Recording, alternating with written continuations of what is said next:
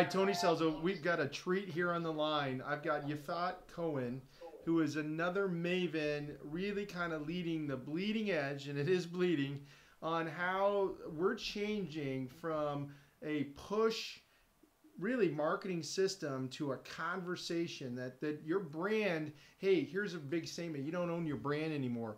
It is a conversation between you, your customers, your clientele, and hopefully eventually the new word that we're really pushing at String Can is partnering, because no longer can we look at each other as clients or customers or any of those things. We got to partner in order to grow. So Yifat, thanks so much for partnering with me on the show today. You really got some a very cool kind of take and very similar strategy to what is content marketing today. So what, big question, right? What is content marketing? What does that mean today? You know, it's really funny because we've been doing it all the time, right? We've been sharing conversations all the time. This is not new. The change really that happens is that you actually start listening to what your audience wants and start providing them with the conversations that they want to engage with. So rather than actually going and pushing all your calendar on them, someone actually, I was at South by Southwest this weekend, and someone says, how about you write 12 things that you want to say today? Just write them down, 12 things, and then go out and just read them in order. Doesn't matter what happens, just read them in order and see how your day is going to go, right? And he says, this is the same thing we're doing online. We're creating this content calendar, and it doesn't matter what happens online, social, what people are talking about. This is our content, and this is when we're releasing it. So I see content marketing actually happening in reverse. You listen, and then you join the conversation, basically. Yeah, I mean, and I just want to kind of reiterate what you just said and how painfully obvious it's going to be, hopefully, to the powers that be. You and I just had a long conversation about really getting the modern marketing executive to really understand what we're talking about, because up until the advertising, up until TV became like the mainstay, right? We really spread ideas through word of mouth. We spread where we should go and what we should do and where we should eat and all those things, who we should do business with. And then there was this dynamic shift that happened where if you just put enough messages in front of people, you could train them that ragu was the better spaghetti sauce. And being Italian, that's a personal insult, right? But it worked. And everybody fell in love with the fact that it worked. And now we've got really Google has changed that in a way that's been dynamic, democratized. So we're really starting to find out what are the better spaghetti sauce through the word of mouth that is represented online. And that's really all social's doing. It's just quantifying that in a different way. And it's people like you that are enabling this conversation proactively, leading this for brands to show them what the real power of that is. And you have some great stories that you were just sharing with us today about how you've made some crazy impact with minimum amount of investment in some of these big brands. Yeah, we just had a launch, a 10-day hangout, selling a very high item ticket. It was like $2,000, and it's a software. And it's one of the greatest marketers, happy to say, John Benson. He's a eight-figure copywriter. And he's also marketing, but then we want to test it out. And what we did, we spent 5 days not selling anything, really, just providing great content, and we gamified it, which was fun. People were saying like, hey, I become addicted to this. What happened is that people fell in love with the game, showed up live, engaged in comment, and shared us online, which brought in like 10% of the sales.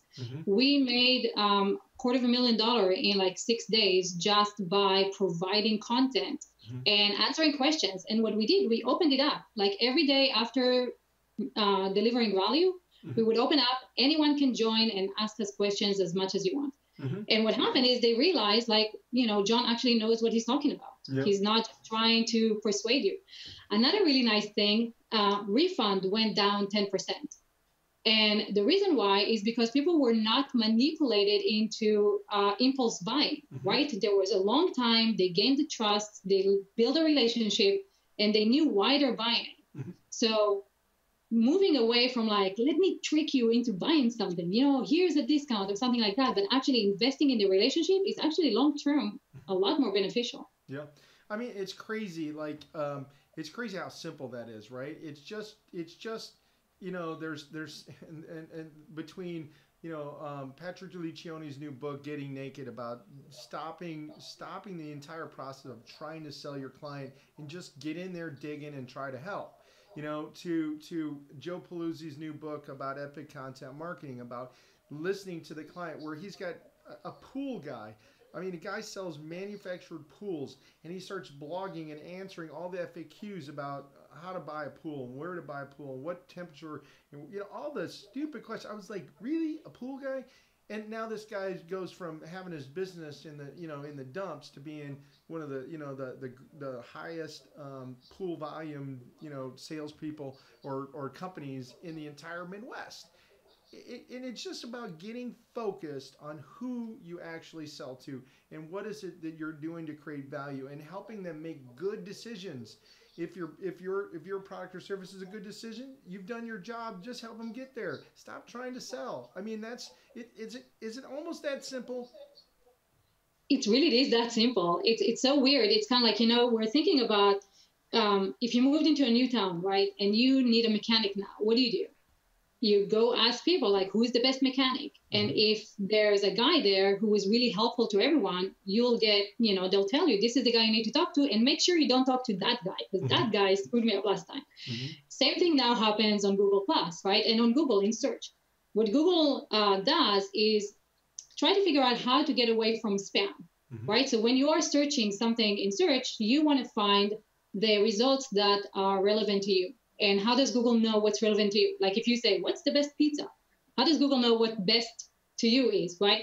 So they already know where you're traveling, probably because your phone and what you're looking at, right? And where you're checking in and what you buy with wallet.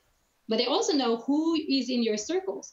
Who do you talk to in Gmail? Who do you meet with in Calendar? What videos you're watching on YouTube? What articles were you reading on the web? And now they say, if I really trust Tony, every time he says something, that's what she does. So next time, if Tony talks about something that Yifat is looking for, we're going to give her Tony's review. Yep. And so personal, right? So search now, you can't trick it anymore to rank. The community has to say that you are who you say you are.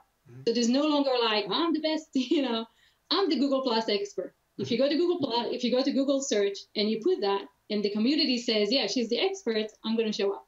Yeah. Which is so much harder, right? Like you cannot become the expert just by calling yourself that. You actually have to have other people say he's really helpful. Yeah, I mean, and there was a decade there. There really has been a decade of time where you could gamify the algorithm with Google, and everybody was trying to stay ahead of the next revision and the next update and the next thing. And that's really got to such a diminishing return that the answer is really creating content that matters. It's like figuring out what is the pattern of pain that my target market is going through, and can I actually create something that help them avoid some of this, or can I help them make more money, or can I help them save more money, or can I improve their lives, or can I give them more happiness in their marriage or their business or their family or whatever. And just speaking to that and making and having, now the algorithm's starting to see that through, you mentioned the social influence graph to know what who has social influence on you. It's really getting down to, it's not that complicated. Find out what their pain is, help them through that pain, and then be the source that they continue to come back for. Am I oversimplifying it? No, and I think, the biggest challenge that people have is like, how much do I give away for free, right? So if there's all these questions online and I'm going to come in and just tell you how to solve it, what are you going to pay me for, right? And I have a way of solving it, but I want to know what you think. How do you solve that? What is my theory on that? If you keep giving it away for free and no one buys, what you're giving away for free, no one likes. so and there's a ton of validation that way.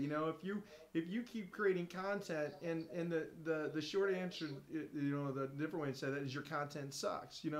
The bottom line is, if you continue to create content that matters, people will want to know intuitively and take the next step on how they buy from you.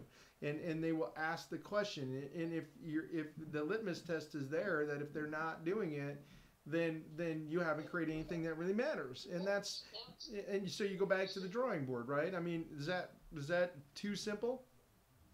Not simple. No, it's all, it's awesome. The other thing is like, the psychological mystery going like, if he's giving all that stuff away for free, what does he know that he's actually, what's in the paying one? Yeah. If I got all this way up just with the free education, what is it that he's, actually training on? Yep. But we call it the moment of illumination. If you get somebody to move through a moment of illumination where you've changed their worldview, they don't just want more content from you, they want access to you, and they're more than willing to pay because they want your time. They want the person that created that. They want the person that came out of. They just don't want more of that, right? And it's really about access. And so, there are pay gates for access to the type of people we want. It could be by your software. It could be by your time. It could be by your team. It could be by what you do, your methodology, the reasoning behind it. But it could be that I buy that you can do it more efficiently than I can, trying to learn your entire methodology or what I just read.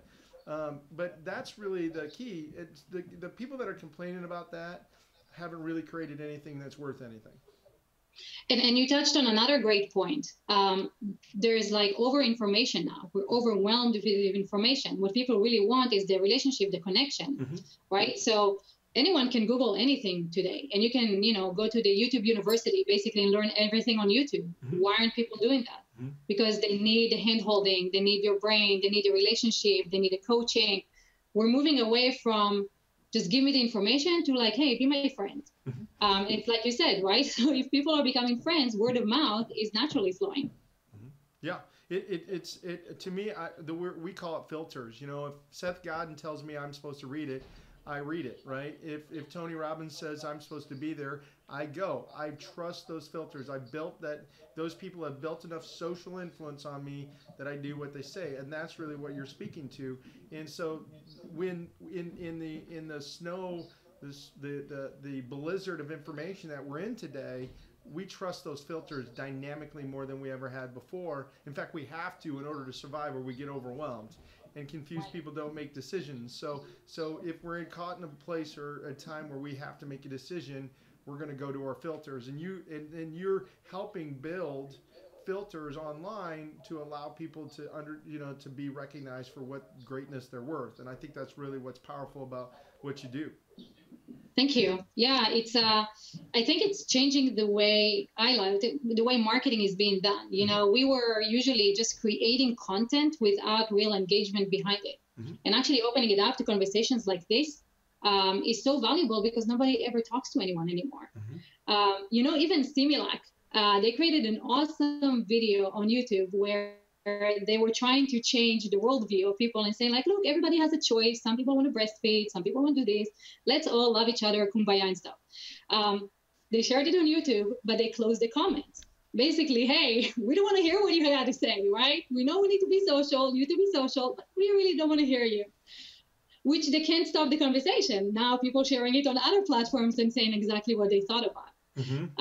So it's really interesting. It's kind of like the shift is almost there. We almost understand what social is. We kind of use it, but we don't really want to be engaging to find out how you really think about us. Yeah. It's unreal. I mean, we're almost there, right? Somebody at corporate made the decision. We don't want to have those comments on our page. And the funny thing is the controversial comments that they probably would have drove traffic 10 times, 25 times, 100 times more than anything else. And it's not about, if it's happening in word of mouth, it's going to happen online. You can't really stop it. Yifat, thanks so much for being on the show. It's tremendous talking to you. Likewise. Thanks for having me. Awesome.